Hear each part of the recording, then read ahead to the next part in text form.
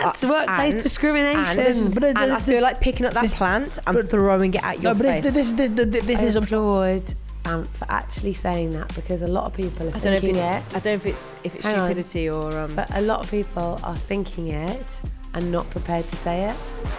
Hey guys, and welcome to another episode of Getting Back Up with me, Anthony Ogogo. In this podcast, I talk to inspiring people that have done great things in both their life and or career, but only after suffering massive setback and adversity.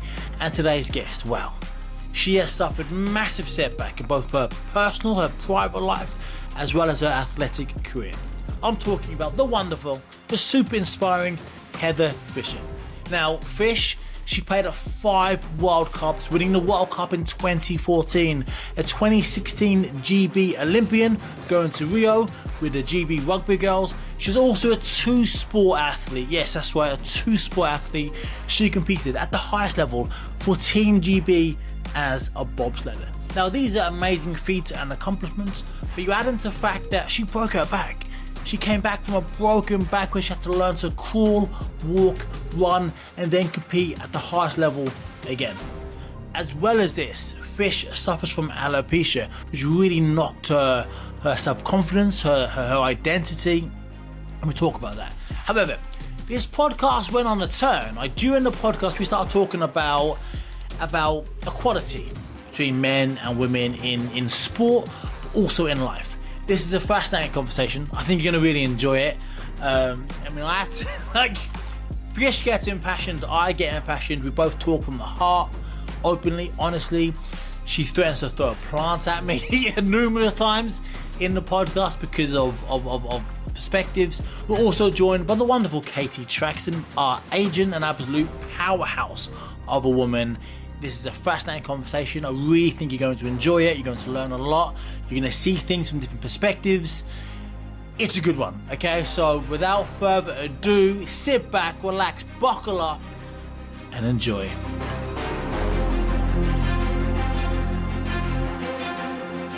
International Women's Day week, and I am so honoured to have two supremos, two strong, powerful women joining me on the Getting Back Up podcast. Who's your favourite?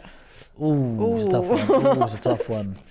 If Katie got me a six, yeah, Katie got me a so before I start, say here.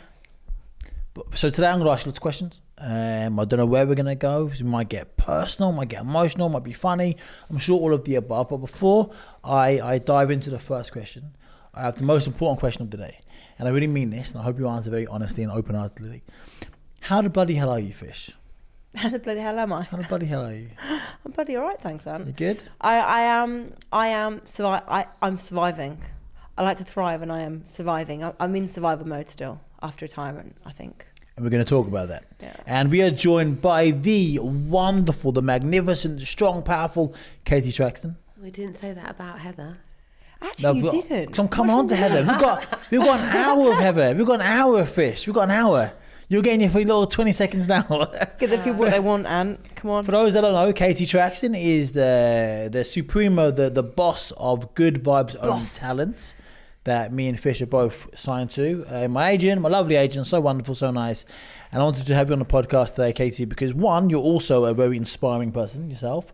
You've got a great story, although the emphasis is truly on Fish today. And I just thought you on the podcast can really help me out, kind of getting into that amazing mind of the young woman to our right. I get it. Amazing story, but second to Heather. So I've got the run-up prize of helping ask her questions. But listen though, the run-up prize to Heather Fisher, that's not... Most athletes would happily take second place to her. Yeah, and if I'd come first, she'd have wiped me out, so...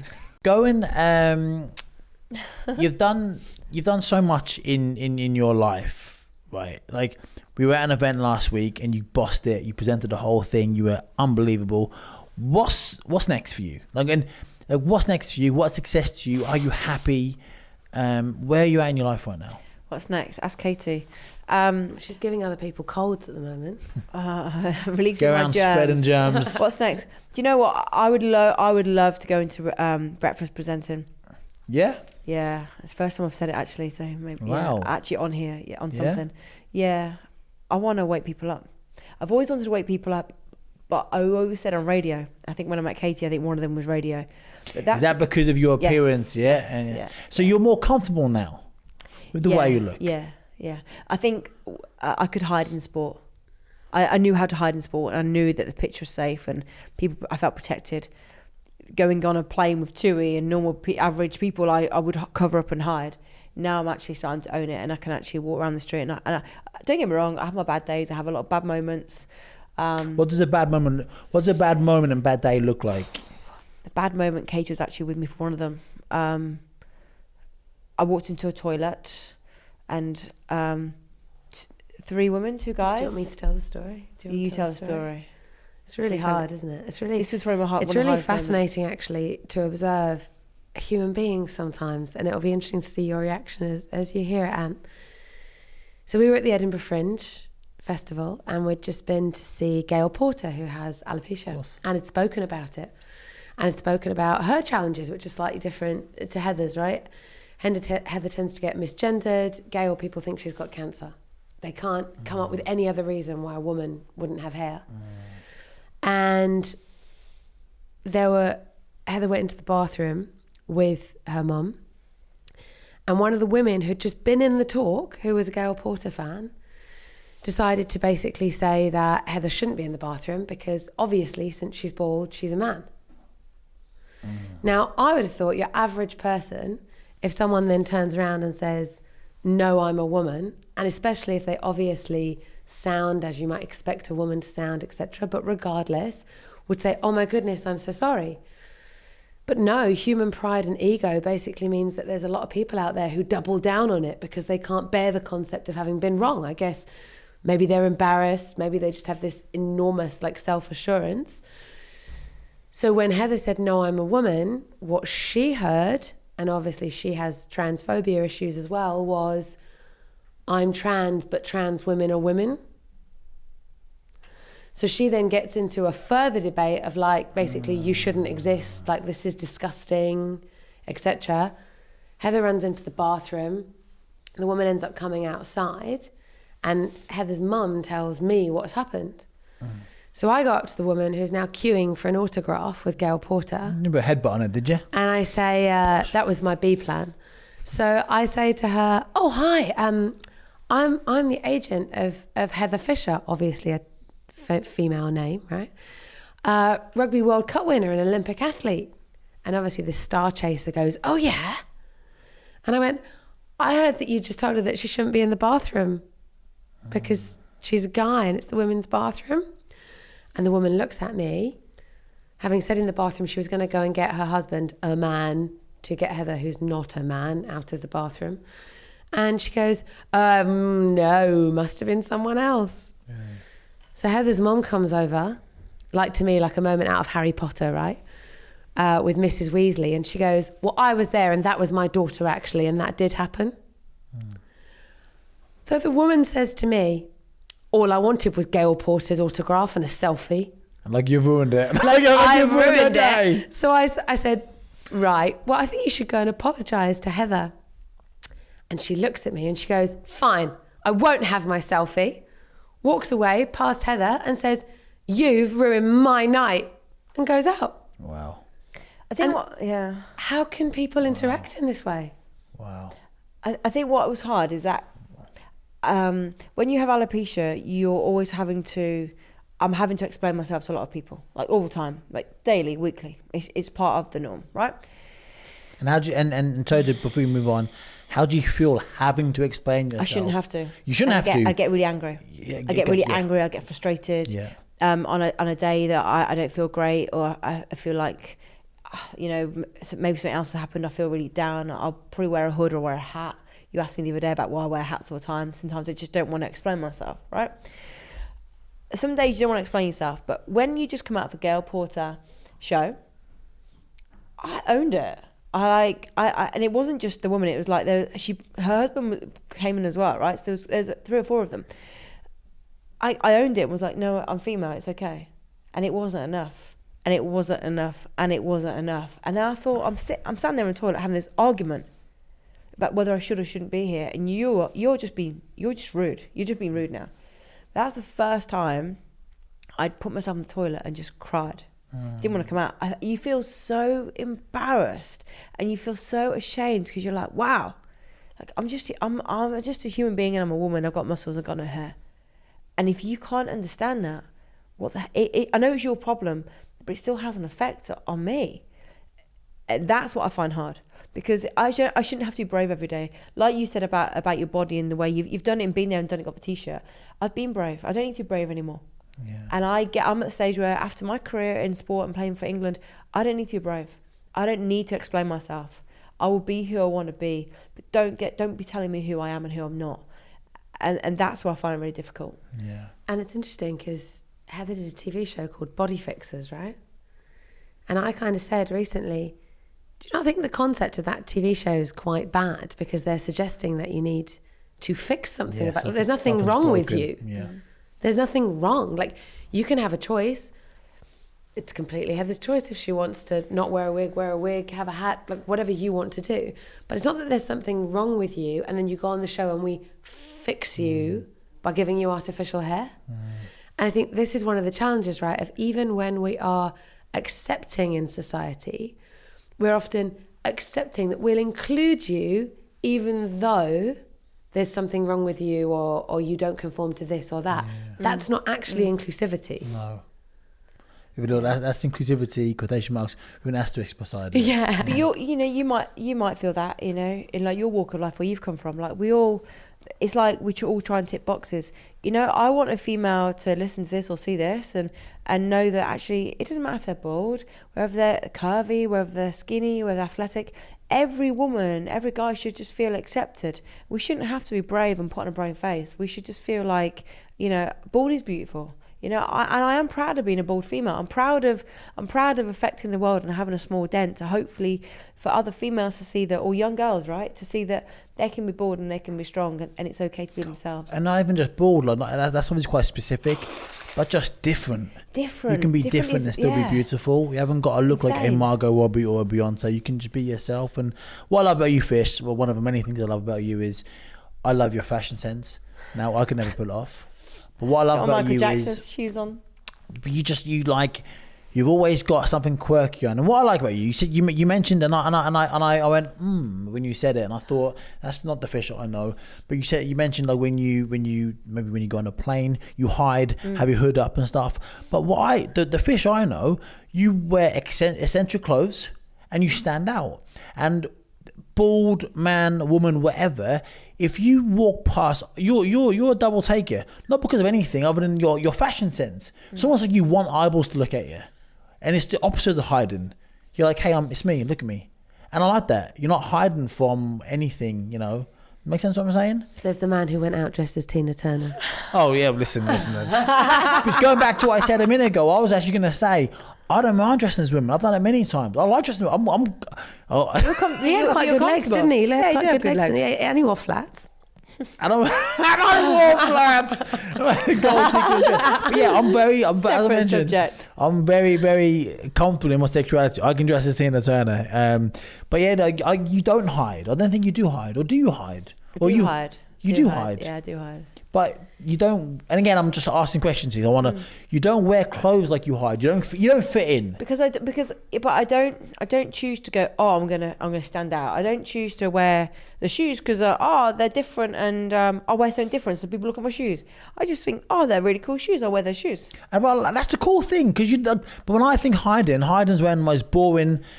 The most obvious thing to where we just kind of fit into society, but you stand out. I've never really fitted in, Ant. I've never really fitted in, even in like rugby, like you said about boxing. I've never really fit into rugby because I came from like a more of an athlete background because of bobsleigh and rowing. So I've never really fitted in, but I've never tried to stand out. My coaches always had an issue because they're like, Fish, you always have to be different. I was that player when they said, Fish, stand on a cone. I would bring the cone to me and make my own stance of where the cone was. They're like, Fish, no, we meant go and stand on a cone. I'm like, right. So I've always been... You told me that last week. That's so weird. That's so strange to me. You went and got a cone and put it to you rather than going over to the cone. So you're walking double. No, so I was stood, right? And they went, Fish, stand on a cone. And there was a pile of cones. I grabbed the cone, put the cone down. I'm stood on the cone. What's wrong with my... But they meant go and stand on the cone is. Yeah. And it was totally like, I didn't mean to, and I misinterpreted, right? But that's the way I interpret information. Like, I don't know, like I do feel like I interpret information differently, but I've had to embrace. I wasn't potentially who I am now when I was playing for England when I had my hair. I was boisterous. I fitted in because nothing was different about me. I had hair and I knew who I was, and everyone. I was different when I lost my hair, and it took a massive chunk of my personality. And maybe potentially I tried to make up for it and be this big, strong, boisterous character. But actually, that wasn't really me. But if someone didn't take the time to understand me, and like my coach said, I'd be like, well, screw you. If you want to get to know me, you'll get to know me in your own time, and it's your loss, not mine. But there's also something here about celebrity. And it's interesting because I've met a lot of people who say they want to be famous because they want to be famous. And I've met a lot of people who want to be famous so they can change the world. And there's a few people who don't want to be famous but grudgingly will do it if they can change the world. Yeah. But chatting to Heather, one of the things she said before is, yeah, but if everyone knows who I am, no one will question my gender. No one will ask why I'm bald. No one will ask me those questions. So fame and that platform is actually freedom. Yeah, that's exactly how I see it.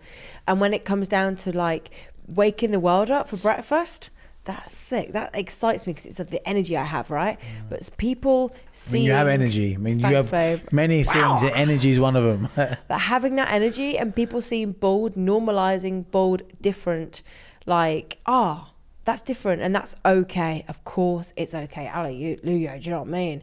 Like, that's what I'm about. And like Kate just said, the bigger the platform, I do feel this like weight off my shoulders and going, it's okay. It's okay. I think you two need to be on TV together. I wish you could have done the same season of SAS. That was so much fun. We should do it. I would have smashed you. No, I would have asked you to carry me through and up that hill. You'd been carrying me. That's what I mentioned a minute. Like, but when I look at you, I look at more than just bald, and that's what my original thing was. The first question was, you're Heather Fisher, Olympian, two-sport athlete, this, done TV shows. I don't know. Oh, the bald one. Oh yeah, I know. You're more than just that. Of course I am. How do you feel like? So you're aware. You're more than just that. You know you're more than just that. So all this having said, but you're okay with being the bald one. Yeah, I'm okay being the bald one because if it brings awareness to bald people, that's cool. Because that's affecting change. Yeah. Like I honestly want to affect change, and I want more people to feel included. I want women to feel strong, whoever and whatever they are, whatever they identify as. That is what I'm passionate about. I'm passionate about that change, and I want to affect the world in a positive way. I want to carve the way for other young people, you know, who and women and guys who struggle with alopecia, and not just alopecia, like you said, about being different and not always fitting in. That's so close to my heart because I've never ever fitted in. You know, when we do Celebrity Hunted, right? I'm wearing so many wigs. You're gonna be sorry, you guys, have you been plotting behind my back? Have we got a new agent? What's happening? We're gonna have some fun. Let's talk about women, shall we? Go on. The women, because like I know you both speak very passionately about women and women's sport and equality. Let's talk about that. I saw this week the 100 not richest, the people highest paid athletes on the planet this last year. Every single one of them is a man. Mm-hmm. Every single of the 100 athletes is a man. How does that feel to you, Fish, hearing that information? Sorry, Kate, but it's bullshit, isn't it? So what that suggests is, in terms of equality, there's 100, the best 100 athletes on the planet are men. The highest paid 100 athletes on the planet are men. Well said. That's what I'm saying. Yeah. So what I'm saying, that's what I'm saying. That's why she's in the room. But that's what I'm saying. In terms of money, if things are done on. If we're defining success by money and figures, then yeah, of course they're going to be. You guys are like, what? How many years ahead of women? No. Listen, I'm on your side. I'm just saying. No, this is just my passion coming out because it does frustrate me. I'm not saying it's not. You know, you're on our team. I get it, right? It's okay. We'll let you into our world, But what I'm saying is, if we're defining success by money and figures, then yeah, men are going to be up there because they've had more opportunity. They've had doors open for them. But 10 years time, you'll get women on that list. But also, there's an interesting thing here, right? In that there have to be pioneers in everything, and I'm sure it's really nice being a Premier League football player. I'm sure that if you're a male Premier League football player, you spent most of your time growing up dreaming about doing that. And then you get all the remuneration you could ever want, and everyone's cheering. And I know it's not that simple, and I know it's not easy mentally, and I know there's all kinds of flip sides, but there's a lot of, on paper, good points to having that career, right? But you could be a really highly paid male Premier League footballer, and the average person in the population doesn't know who you are, and you aren't going to change the world because you're actually 100th on the list of men in the Premier League. However, if you have the opportunity that comes off the back of the struggle that someone like Heather's had, and actually you get to be the only female rugby player that's made any mark in the world of media and entertainment outside of rugby, like, what a privilege is that? So I guess it depends how you define privilege, right? By which metrics? Yeah, how you define privilege, success. Yeah, of course. Like, you're right on what you're saying, but you're also not wrong on what you're saying, Ant, when it's male dominated still. But that's exactly why you need women like myself and Katie. That's why you need other women to go, I can do it and I can be it. We're carving the way, and it's not a victim mentality of, oh, we'll do it and put you guys out there. It's like just saying we're all part of the same process here, and we all want the same thing, and we've all got to be doing it together. And if everyone has a small dent, right, or a big dent, that's what we're going for here, then we can all change the world, right? And it will be in a better place for women coming through. If you had a daughter or a son now, if you had a daughter compared to a son, right? His son's life would look so different if you had a young girl. And then you'd probably realise, wow, it's so different for a young female growing up. And I just feel like all those young females growing up, in 10 years' time maybe, will be in a place where actually all doors are open. And it's about us taking the barriers away and opening the floodgates. For those, let's go back to the money aspect in sport. The disparity between men and women in life, but obviously we do sport. What do you think men and women should be paid equally the same in sport? Such a strong question. I know what you're thinking as well.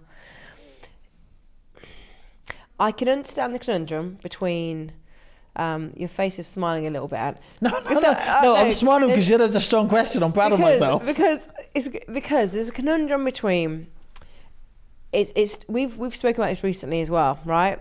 There's a vicious circle, and the awareness, the branding, the partners, the TV rights, the media, that is a vicious circle that affects all athletes. And the problem you've got is that if people aren't going to watch women, although, by the way, the figures this year are insanely cool, right? Gone up, by the way, of course. If those figures aren't high, then you don't get the brand, you don't get the sponsors, you don't get the support, and you don't have the viewers, and you're not known. Hence why best rugby player in the world doesn't really, you'd know of me in rugby, but not outside of rugby, okay?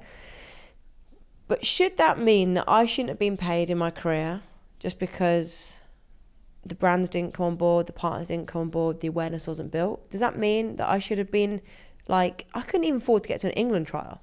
But let's not talk about what you can afford. But many people will say, yes, it doesn't mean you can't get But that. I still put the same effort in as you. I put in the same effort as all my peers in terms of being athletes. Now, I don't know if the question, should we be paid equal? In the same rugby, yes, I think we should. Boxing, like female amount, yes, I think you should. But there should be a tier system, because it comes down to the viewers, it comes down to the media. But if a sponsor, let's just take I don't know, Coca-Cola. If Coca-Cola is going to sponsor the guys' premiership, I believe it should also buy into the women's premiership. You buy into the sport, not we'll just do the male, not the female. Which is exactly what's happened now with the Olympics and Paralympics. you can't just choose Nice, the nice Olympics bridge. and leave Right. the Paralympics. Yeah. There you go.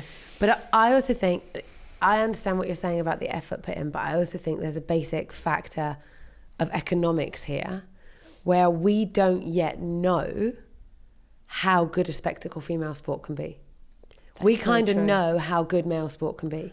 And it might be that if all the money in the world was invested in women's sport, and if you had the best athletes in women's sport on the planet, turns out people don't enjoy it as much as they enjoy men's sport. But until the investment is in place to know that women's sport has hit its peak, it seems impossible to me to even make the comparison. But I think I know a lot of I've got a lot of friends that love their football. I've got loads of friends too. I haven't you yet. probably got I more than me. I've got about like 4 friends, and they don't like watching women's football because it's not as good. Yeah. And even the most ardent women's football fan, and what is good? I mean, obviously it's subjective to a degree, but if you watch a men's game and a women's game, a men's Premier League game, a women's Premier League game, the quality is chalk and cheese. But you're making a direct comparison. And I don't believe you should be making a direct comparison. But you mentioned about like sponsoring. Because it's the umbrella of inclusivity and the umbrella of where the world's going in terms of giving everyone that opportunity. We can't expect results unless we're going to put money into it. But then comparing, guys have been playing Premiership for how long? Or Premier League? How many years? But then it's never going to be a comparison. How then, many is years? it? No, exactly. It's never going to be a comparison. But hang on, Not guys. yet. We're overlooking the fact that roughly half the world's population are women, half are men. Yeah. I think it's 49-51 and women are winning. But roughly That's half Thank God we're half the winning global something. population are men and half are women. And at the moment, the Women are winning. richest the richest sports are typically sports that men watch. Yeah. And using entirely anecdotal evidence and a case study of one of myself, having been raised as an only child with no brothers, so my dad channeled all of his passion for motorsport into me, there was zero barrier to me having a passion for motorsport just because I was a girl. I literally think the difference is that I was exposed to motorsport and most girls aren't.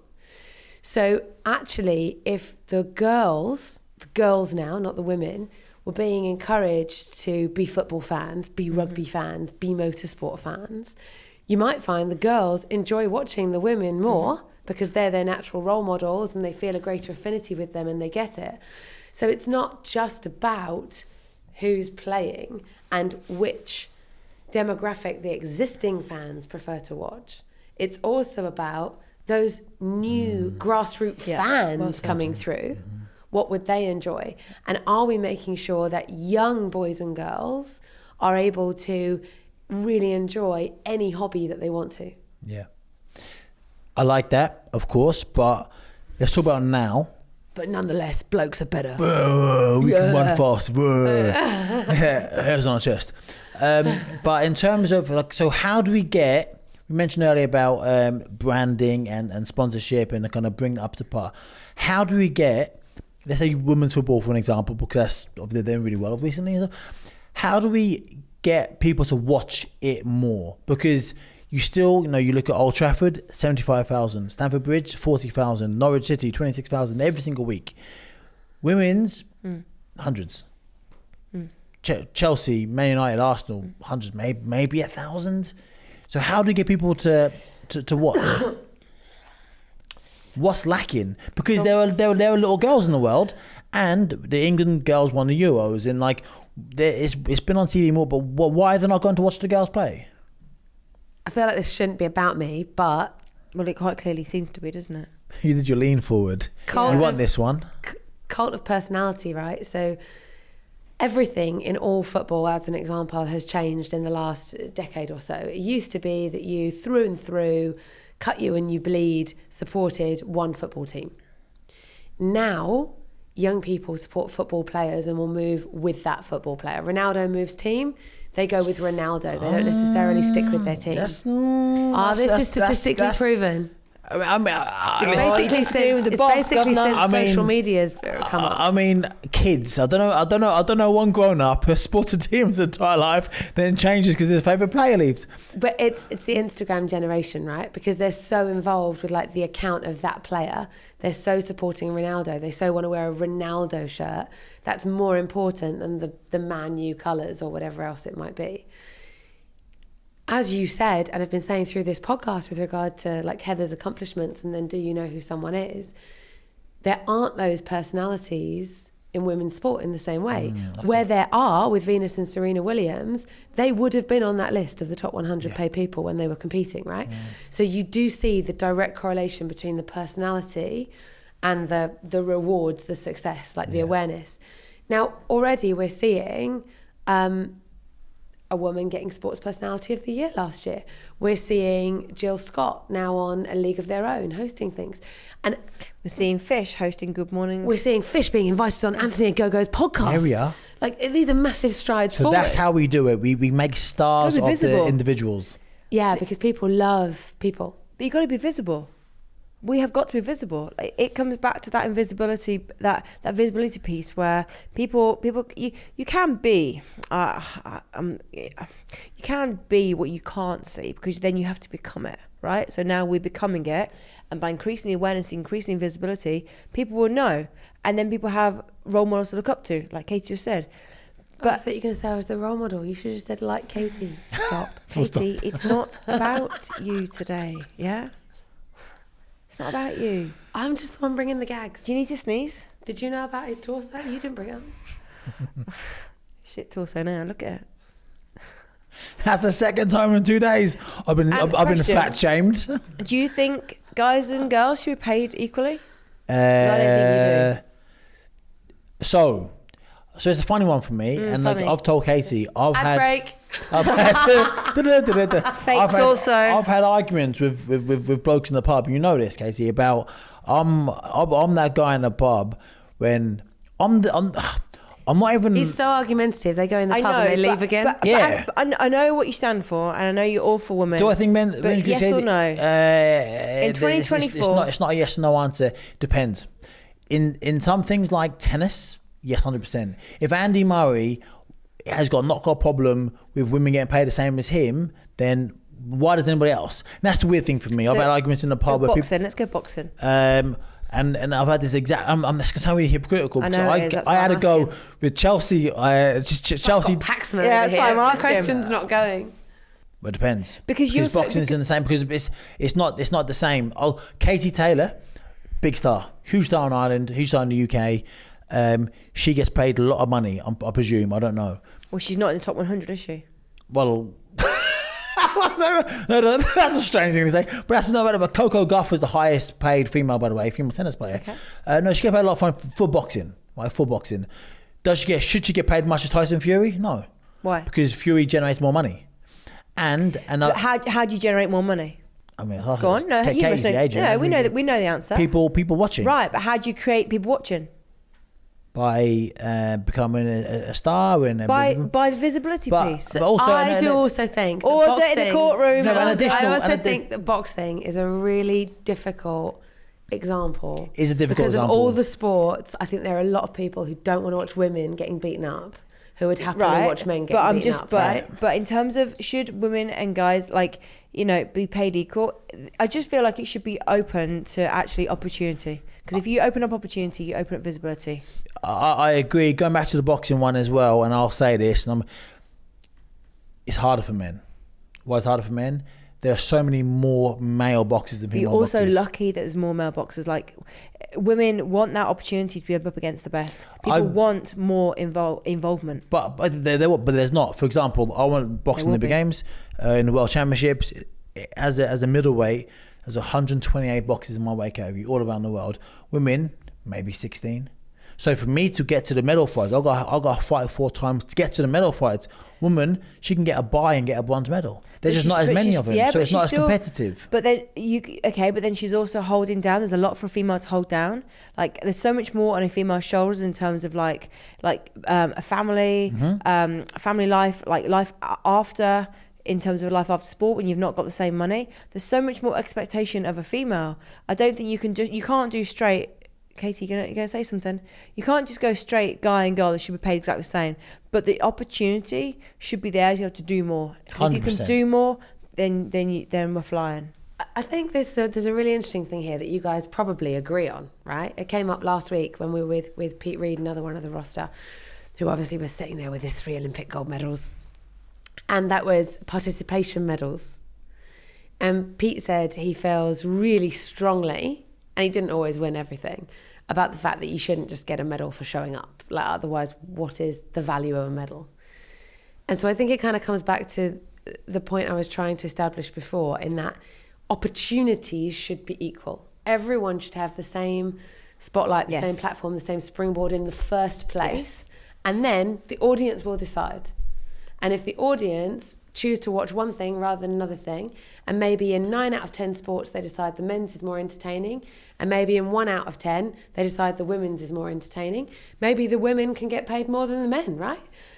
But until we're it's not about stage, just saying because you show up you should all get the same. Mm-hmm. It has to all be about the equal opportunity, and then meritocratic after you've had an equal opportunity, right? But the thing is, we're not even at that stage. And that's the frustrating thing sitting on this side, is that we're not even at the stage where opportunities are equal. And that's the frustrating, because we can't really, it's wrong to really compare that to that, if I'm honest, because the platforms, the foundation isn't the same. And it's a great talking point. It's a great discussion. Point, and it's something, it's one of those ones where, like, I do believe women should be paid equally as men in the workplace. 100%. I think gender pay gap increased last year. Did it really? Did it really? And I don't understand that.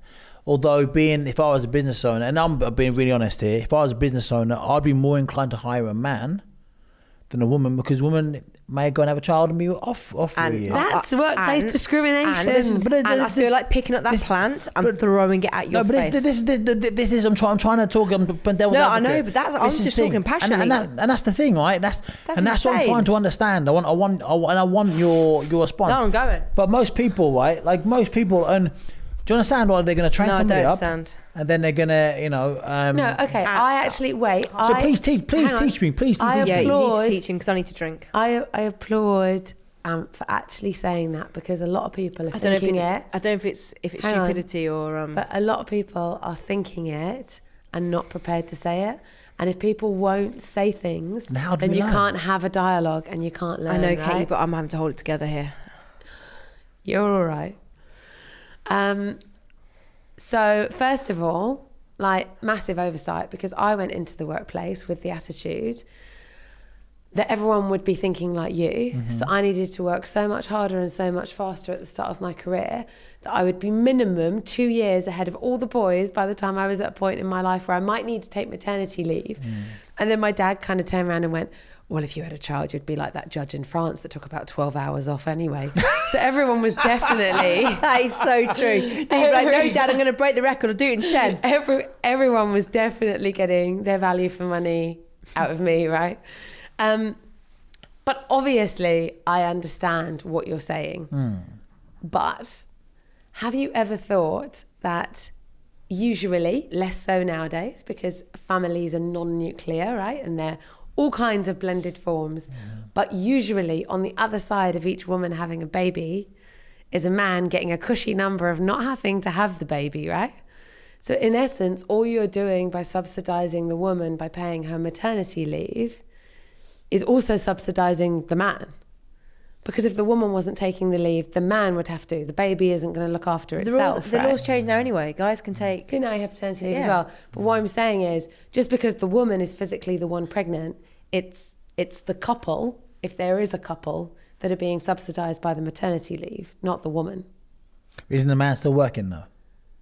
Yeah, but he's only able to work because the woman doesn't have to work. But what I'm saying is... So the man is basically paying in through working to the women being able to have the time off to have his babies. I get that, but as a CEO of a company... Stop dropping, Kate. Keep going. Kate, keep going. Keep going. As a CEO of a company, if I can hire... And I genuinely want to learn, because you taught me something the other day, which I'll come on to in a minute. a man and a male and a female, exact grades from Oxford or whatever. I go, which one am I going to pick? Most men in position, because we know most CEOs are men, rightly or wrongly, will go, well, they may think, well, she might have to have a year off or a couple of years, maybe 3 or 4 quid. That's 3 years where like she's not going to be work. I'll get somebody else in. I'll go for the dude. He'll be here the whole time. He'll have a fortnight off and come back. Which is why, because most men aren't brave enough to say what you're saying out loud as your opinion, which is why more and more companies are getting CVs without names on them, so that people can't choose based on gender or race. So do you know what I was going to say, actually? And this isn't my opinion. I'll just devil's advocate, understanding the situation, understanding. Yeah. So, but also companies are led better by diverse leadership teams. So you're less likely to get good performance results if you just have men, if you just have white people, even if you just had a minority running it, right? If everyone were disabled, they would probably be putting forward one viewpoint. You need diverse input, experience, skills, ways of thinking. And in order to achieve that, you need men and women. You need us, baby. I'm on the right side. Us. It's going back to a thing a minute ago, and so if you have a Nigerian sounding surname, you're 80% less likely to get a job as your white sounding counterpart. I'm not surprised. 80%, yeah. And a recent study done, I think Oxford or Cambridge, one of the crazy, isn't it? Crazy, unbelievable. Still now in this day and age. But no, yeah, right. One thing I want to talk about, the finish on this one. We were texting recently, the three of us, about, and I was asking questions because again I wanted to learn, and if you don't share viewpoints, you don't grow.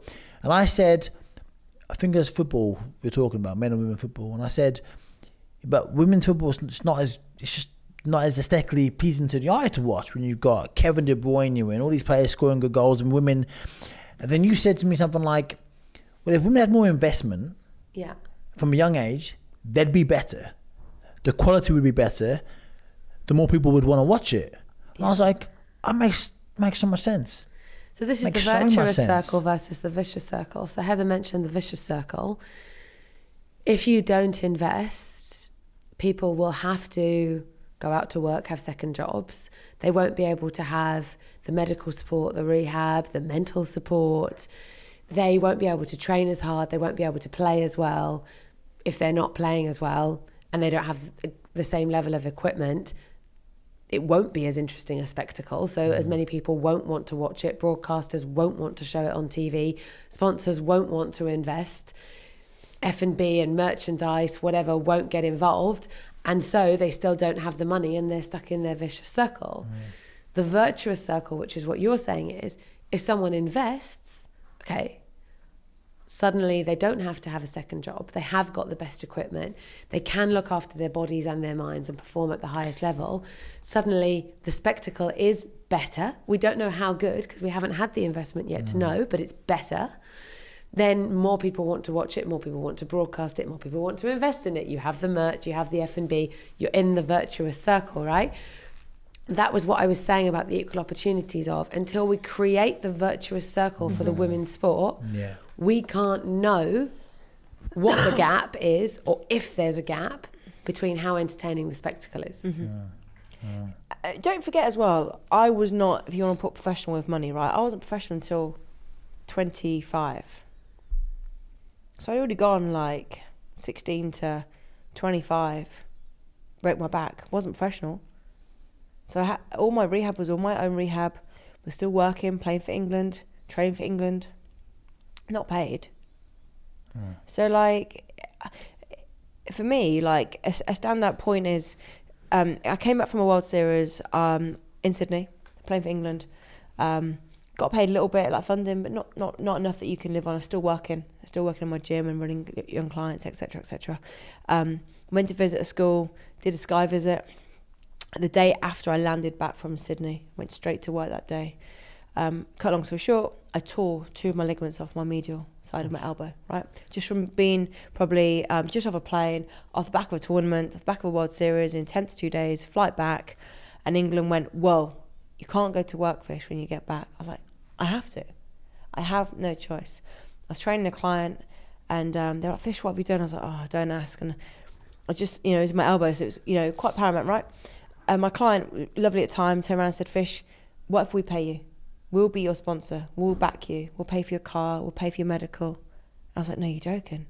I was like, I can't. They're like, we can. That allowed me to go and be professional, right? But that just took that investment. If it wasn't for people like that, companies like that, partners like that, I probably wouldn't have carried on I would have missed the Commonwealth Games.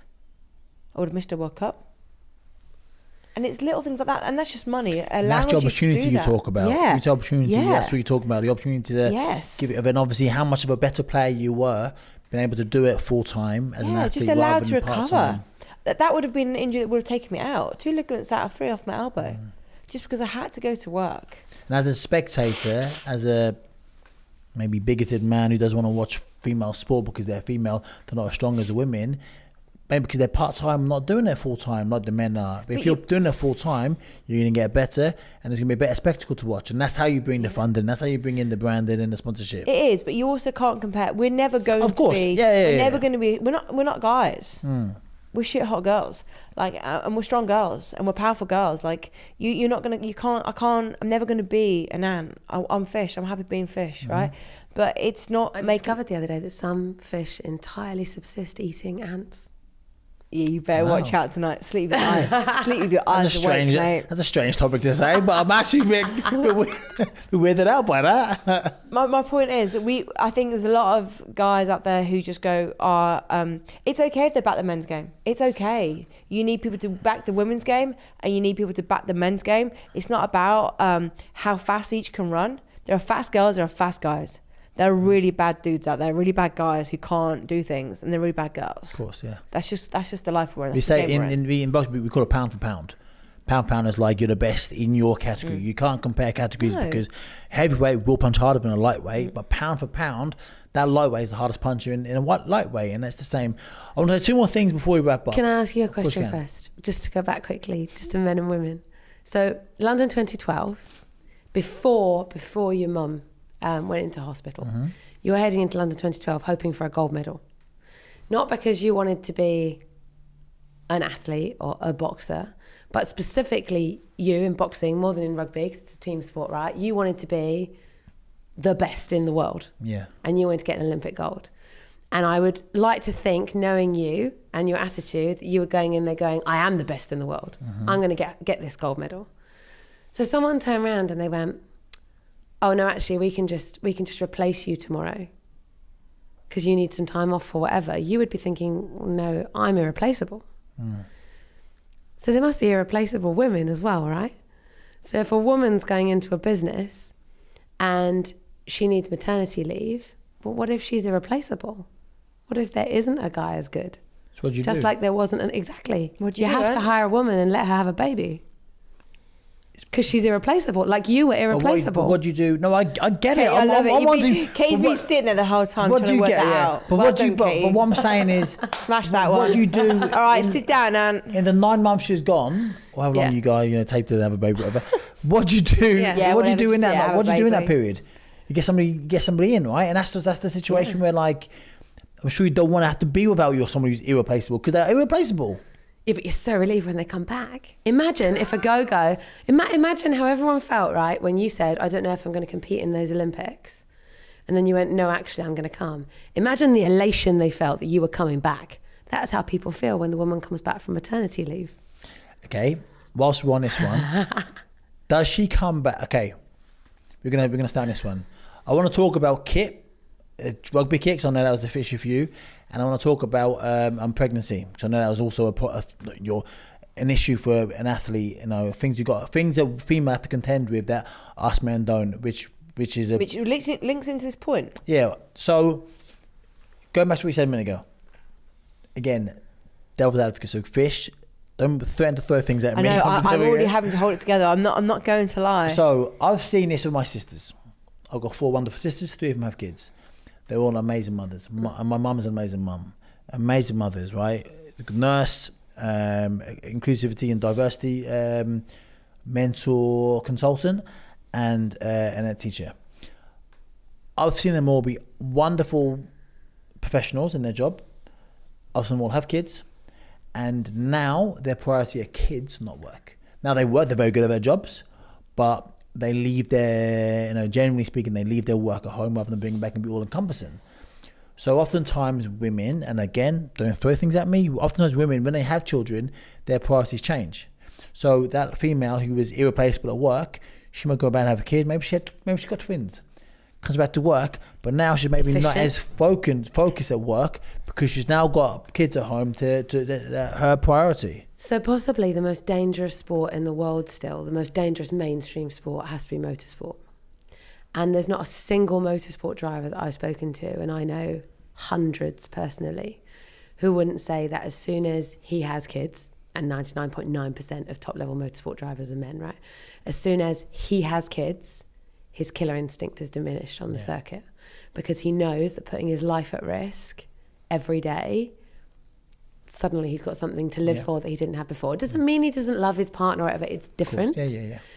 And I get that as a boxer, I get that. And if you look at the example, I'm going to bring up Heather's new favorite, Niki Lauda, one of the most resilient, tenacious athletes you will ever find, right? 3 times Formula One world champion, lost by 1 point a 4th world championship because he nearly got burnt to death, and he still forced his helmet on to get back out there and try and complete the races while he had bleeding burns on his head because he wanted to get back out there and his sport was that important and he wanted to see if he could be a world champion.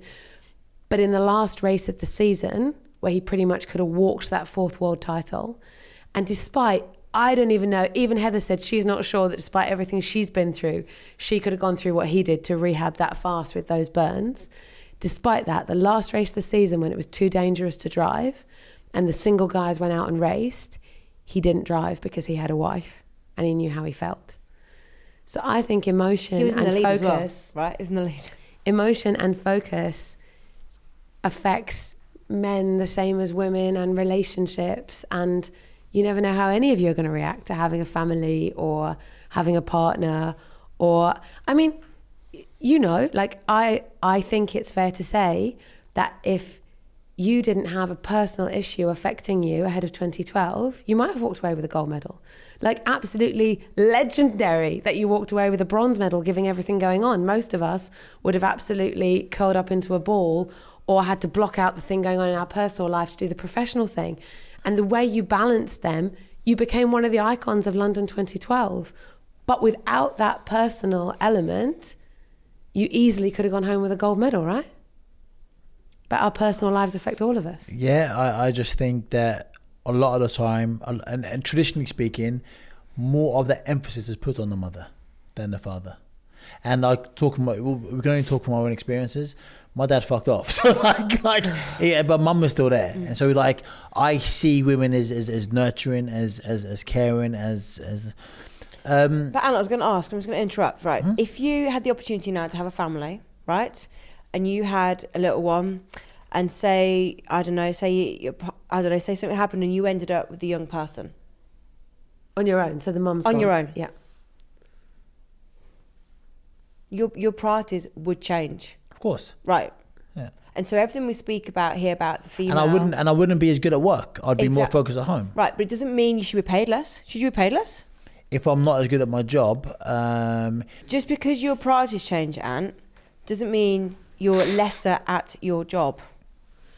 And Katie, going back to what you mentioned a minute ago, like you remember your motor racing analogy, they were less at their job because their priorities have changed. Yeah, but I try to pretend I don't really have a private life, right? I don't really I love being in the room where it happens, but I would definitely be on that list of people where fame, if I ever had it, would be a necessity in order to do a job I loved or to achieve something. Yeah. I've never had any desire to be in a spotlight for the sake of it, right? But to talk about my private life for a second, I've had 2 long-term relationships with really successful men, right? One was a former elite athlete who was running and owned a huge motorsport team. The other one was a doctor of engineering who now has a job as a CEO. And both of them had conversations with me because of the level of my career about them staying home with children and me going back to work. That's sick. See, that's so cool. And that's great, but that is an anomaly, isn't it? But it shouldn't be. But it shouldn't be, but it is. That's what I'm saying. It shouldn't be, but it is. I don't think it is as much these days. I think there's a lot of. But it's still, it's not this, it's this. It might have been this. It is true. It's not the way things are. But that doesn't mean it isn't the way things should be. If I ever, I'll make a deal with you. If Go Fitness ever brings up to me... Oh no, we don't want to have children with you. It's fine. Damn. I've been embarrassed on my own podcast. But if I'm involved in a massive company, as you know, like I wanted more females on this podcast. Popular. I'm not going to hire a dude. I'm going to hire the best candidate for the job, man, woman, or... So maybe you should start taking names off as well. So take the gender out of the equation. If someone looks good on a CV, they're good on CV. 100%. That's the best way to do it. I think the only way to do it, really. Well, because we've all had the same experience, right? Because what we're basically saying is that in the way the world currently is, if an application went into a job to your average person in the UK right now with the surname Agogo or with the four names Catherine or Heather on it, we would all be at a disadvantage. Isn't that mad? That's crazy. And 100%, I mean, you've said it. On paper, if we had like a candidate A and B, right? Olympian. Yeah. Bronze. Yeah, I came 51st out of 54 in cross country once. That's cool. Doesn't count. Doesn't count. Did you hide behind, did you just hide and then come back out? No, I've strongly walked the whole thing with a few stops. I think me and Katie spoke about this the other day. You had to wear men's kit when you played for England rugby until what year? You look really surprised saying that, but that's kind of like the norm until probably 2 years ago. Which is flabbergasting. I used to get mine Women tailored. didn't even have their own kit. And also, Katie mentioned to me that because I was asking some challenges a females face, because I've never had to really, I've been very privileged in the fact that I'm a man in sport. Katie mentioned to me that it was a conscious decision that if you have a child, you're off the squad and you ain't getting back on the squad. That's so crazy to me that you got to That's why it's actually really hard listening to what you're saying. And I'm saying it as a friend. I'm not mad, I'm not angry at you, but I find some of the things you say so flabbergasting as well, because it's like, this is my reality. You are so lucky and privileged, and you just said it, I'm privileged male. Well done you. But that isn't the same for the females, and that's what's so difficult. But it should be, because it should be about the opportunity. But to know that England rugby last year, 2023, only had it written out that you can have a baby and we'll support you. That's insane. Insane and not okay. And I think we accept things too much the way they are. And I don't believe in aggression. I don't believe in polarizing people. And I believe in dialogue and being able to say whatever we want to say to each other, as long as it's intended with an open mind. But it's not okay, the fact that you growing up, you've told me before, because you were a mixed race male in Lowestoft, the police would assume that you might have been committing crimes when you might have just been home having dinner with your family. It's not okay that people might assume that a woman won't be as capable of a job in motorsport, or more of my life, that I'm actually there to be flirted with and taken home. I was referred to by another woman as window dressing in a work environment, rather than there actually to fulfill a job. You might have become resilient to it, and you might brush off the fact that you told me that you lost a load of followers during Black History Month because you literally just said something about equality or equity. You might cope with it. I might cope with it. Heather might cope with it. But it's not all right. The change, yeah. So how do we do it? To wrap this podcast up, this might be 2 podcasts. I've thoroughly enjoyed this one. How do we change? What do we do? What can we do? Because we're only one little people in the world full of 8 billion. How can we elicit any change? What do we do? I feel like we're already doing it, but it's more people doing it. I think it's being open-minded. It's having... You've really annoyed me today, some of the conversations we've had, because it's true, because it's so close to my heart, and the things you're saying have really hit home. Have I annoyed you as the topic annoyed you? The topic, right? But ultimately, if we don't have these conversations, we don't get anywhere. Right, that's what I mean. In a good way, it's happened, right? So you've got to be able to have the courageous conversations. We have to be open-minded, because this soon won't be about male and female. This is going to be about this. I think there's 27 different types of gender. So this isn't going to be a male and female game soon. This is going to be a cross fluid, right? But we've all got to be open-minded. We've all got a responsibility to have these conversations and honestly and be okay with having a debate. We all need a Katie Traction in our lives to be able to change the world and to grow and evolve and to sell us and influence people. It's that skill of, Kate spoke earlier about influencing people. It's opening people's minds up. But then men have a massive responsibility. You have a massive responsibility, and to actually go, I've heard it now, and actually I'm gonna help and I'm gonna be ally for X, Y, and Z. I know you already do it, but you can never not do enough of it. You have to. If you want to change the world and you have a little girl or a little boy, your situation will change and it will open and spin your mind. To finish, it was Chelsea Paul. We had a chat. I told Katie this about a year and a half ago. We were in the pub and it became an argument. And I was defending women and inequality, and I was trying to, and there's about 4 or 5 blokes who were kind of attacking me because I was like, I'm kind of losing this argument. And I basically said this about, it was the tennis argument, how like he wasn't happy that women were getting paid the same as men because men play 5 sets and women only play 3. And I was saying, but women aren't physically strong, so maybe 3 sets to them is like equivalent to 5 sets for a man. And he was like, yeah, but more people watch. And I said the best sport about endorsement. He got some report up how more people watch men's tennis. They really bashed me down, right? And I just said, okay, this is what it came down to for me. I went, all right, mate, he hasn't got any children. I said, if you had a son and a daughter, and she won Wimbledon, like, wouldn't you want her to earn the same money as the man, as her brother, as your son? And he went, oh, well, yeah, I suppose so. And that's what it comes down to. If you have a daughter and you want them to earn the same as your son in, whether it's Wimbledon, tennis, whether it's in the office, the same opportunity, that's what it comes down to. And then our friend Jax Feely talks about how he speaks about being trans, and it's a bit different topic but the same topic. He gets abused, he gets vitriolic, horrible abuse thrown at him all the time, and he says he doesn't mind because in 5 years' time the trans issue will affect somebody that he loves, and then he'll go, oh, now I get it. So until it affects you, you don't get it. Race as well. Some people have no idea about race, have no idea, but why would they? They've never worked. When it affects somebody, when they're with somebody who's, maybe they're dating somebody or whatever, and they see it firsthand, they go, oh fuck, I am living this white privileged life, but you don't understand. And until it affects you in an emotional way, you won't change. But listen, I mean, I know there's been loads of like contradictions in this conversation. I think the boxing one's a hard one to talk about. In terms of like pay gap, because boxing in itself is so, if you're a featherweight that nobody knows and you're Katie Taylor, she earns more than probably 95% of men because of who she is, but she doesn't earn as much as Todd Fury because of the gap still. But I've really enjoyed this conversation. Firstly, Fish, thank you for coming on. We spoke a lot about your own story, and I think you're so brave and so wonderful and courageous, and I think you've got, I know what you two, I don't know what you two are planning and scheming, but I have no doubt you're going to be a massive TV presenter in The Breakfast one day in the future. I mean, like, it's just bound to happen. To change the world, you have to speak up, you have to speak your truth, and you have to do it equally no matter who is in the room. But also, you have to be prepared to ask questions.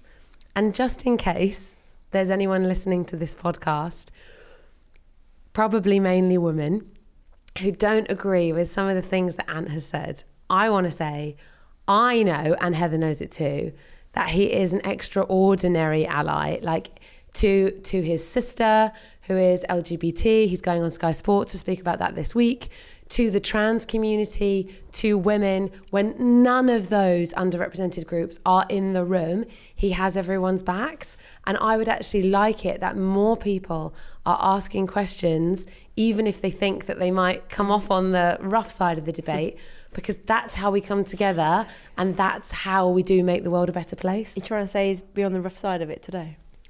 I'm just saying he's a good guy. You are a good guy. Thank you. Well, thank you so much for joining the podcast today, and let's do it again sometime in the future. Done. Oh, my ass.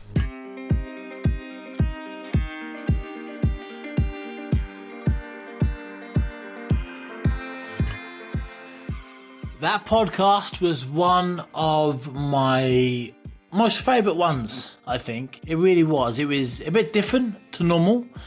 The regular listeners to this podcast, you'll obviously can attest. Just so you know, I've got a whole nother podcast with Fish ready to go because we spoke for a long time, over 2 hours. That was too long, I think, to have in just one episode. So we're going to come back to Fish's story. As I mentioned at the top of the podcast, Fish went through alopecia, a broken back, the setback. She had a real difficult upbringing, which obviously molded this tough, resolute individual. She has a wonderful story in her own right, and we're gonna talk about that. I'm gonna release another podcast with Fish very soon because, like I said, she's a World Cup winner. We didn't talk about any of her career successes in this podcast. As I mentioned at the beginning, it went down an avenue that I didn't think we were going to go down, and I found it fascinating. I found it educational. I found it really inspiring, and it was tough at times. Like being in that small podcast studio, I got hot. I got a bit hot. Like Fish had a mean look at her eyes when she said she was going to throw the plants at me. But I guess, like Katie said, that's how we change, and that's how we grow.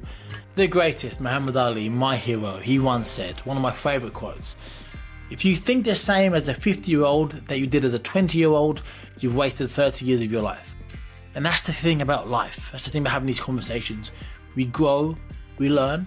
Sometimes we don't change your opinion. Sometimes you do change your opinion. But that's what these conversations are all about. And I'm really thankful for Katie being there and for what she said at the end, for having these conversations. And I want to apologise. Actually, I want to apologise for anybody that I offended. Obviously, offended Fish in the podcast. This isn't about offending people. This podcast is about hope and inspiration. And I get nothing from doing this. Actually, it cost me a lot of money to do this podcast, and I do it because I want to put positivity out there in the world. I want people to listen to these stories, these amazing stories from my amazing guests, and be inspired.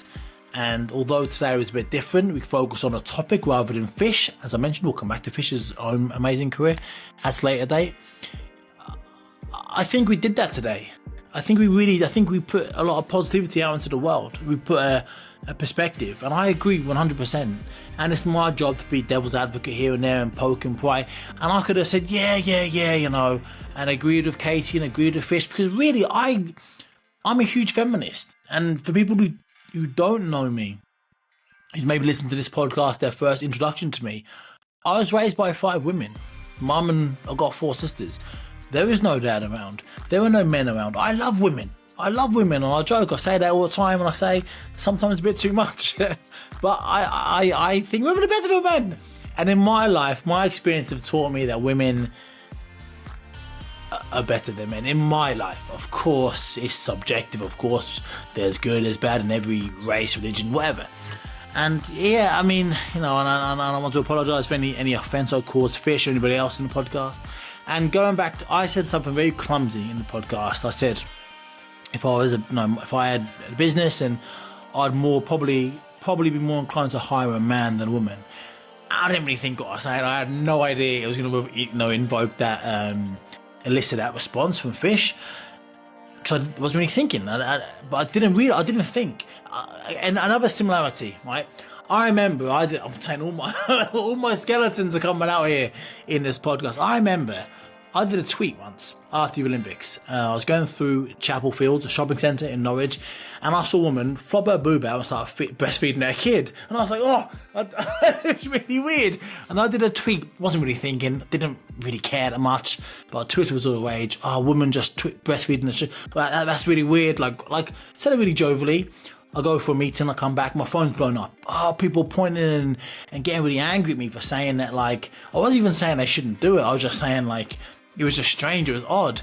And it's a big thing. These are things that women have got to go through, right? If your baby's hungry, yeah, you got to breastfeed your child. If it's in Chapel Fields, then that's what, and us men, I mean, we're a bit slow. We're a bit more dopey than women.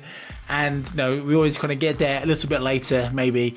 And something like that, it's like, I didn't realise because it doesn't really affect me. And again, 12 years ago, it didn't affect me even less. And yeah, I mean, these chats are great. I think I really enjoyed this conversation. I want to take back what I said. I mean, if I'm ever in a position to hire people, like what Katie mentioned on the podcast, if you're a female, if you have a Nigerian surname like myself and them two, we were the minority. Us three are more or less likely to get a job, regardless of our credentials or our accomplishments or how good we are for that job. And I make a stance now. If I'm ever in a position to hire people, I will not put a name on the application. I'll look at their credentials and I'm going to hire. Also, what I was going to say is I was as likely to hire a female as I am a man, right? And I think I said on the podcast, ultimately, I'm going to hire the best person for the job, whether that person has got to have a year off, maternity leave or whatever. Fish said to me Fish said to Katie after the podcast, she went, if that's how he feels, why didn't he hire a male agent rather than Katie? And I was like, because Katie was the best person for the job. And that's what it comes down to. Like, that's what it should come down to, I think. I think life should be on a merit basis. If you're good, if you're the best, you get the opportunities. Not because of your skin or your last name sounding, religion or sex or gender or sexuality. It should be down to if you're the best person for the job. I know that's very idyllic. But no. Life, the wonderful, weird world we live in. I've rambled on for a lot longer than I thought I was going to ramble on for. I want to say thank you to Fish for coming on the podcast. I loved the conversation. I learned a lot from it. I hope listeners did learn from it.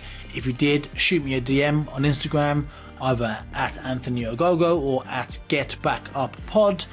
Let me know what you think. Shoot me a DM. Tell me who should come on the podcast next. Like, who do you want to hear from? Whose stories, inspiring stories, do you want to hear from? Or what topics should we talk about?